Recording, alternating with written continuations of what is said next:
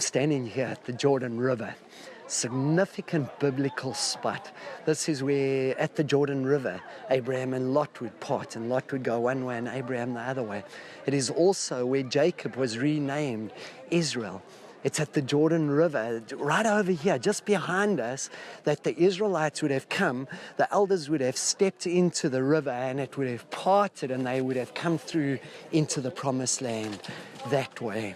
It's also at the Jordan River that Elijah and Elisha do so many phenomenal things, and the axe head falls into the Jordan River.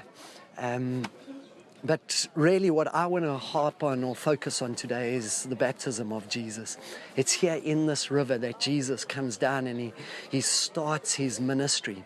As Jesus gets baptized and he comes out of the water, we all know the story. We know that the Spirit descends on him like a dove, and the voice from heaven says, "This is my Son in whom I am well pleased." I think it's just so amazing, and as we've looked at the foundation of deep relationships, that God builds a church on relationships, we see right here at the beginning of Jesus' ministry this the depth of the relationship between the Father, Son, and the Holy Spirit. We need to understand that before the church ever came into being, there was unity between Father, Son, and Holy Spirit. There was a relationship. When they created Adam and Eve, they didn't create one man, they created two for relationship again, but then invited those people in. As Jesus comes out of the water, he goes into the wilderness, and he's in the wilderness for 40 days. He'll return here, and straight as he returns here, he enters in, and we studied it in strategy. As Jesus calls those disciples to come and see, he calls them into relationship. You know, Jesus invites us into relationship. Jesus invests into those relationships. He's intentional about relationship. In John chapter 1, it says that he goes and he finds Philip. He's intentional about relationship. He finds Philip and he enters in.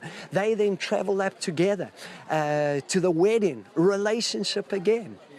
You know that all of those relationships, Jesus connects with people at their point in their journey. I think of Lazarus, just right here at Jericho. And now Jesus says, "Lazarus, today I want to come into your home." Again, relationship. But it's at the level that Lazarus is at in his commitment to the Lord. With those that have journeyed with Jesus, he goes deeper in his relationship with them. Peter, James, and John being the deepest relationships that Jesus would have.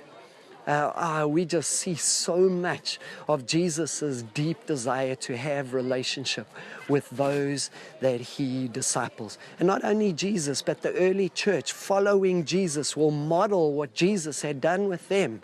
They would meet daily in each other's homes. And sadly to say, today we seem to build church upon an event or a place.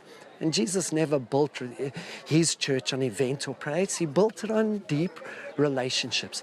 Howard Hendricks makes this statement: we can impress people from a distance, but we can only impact them up close.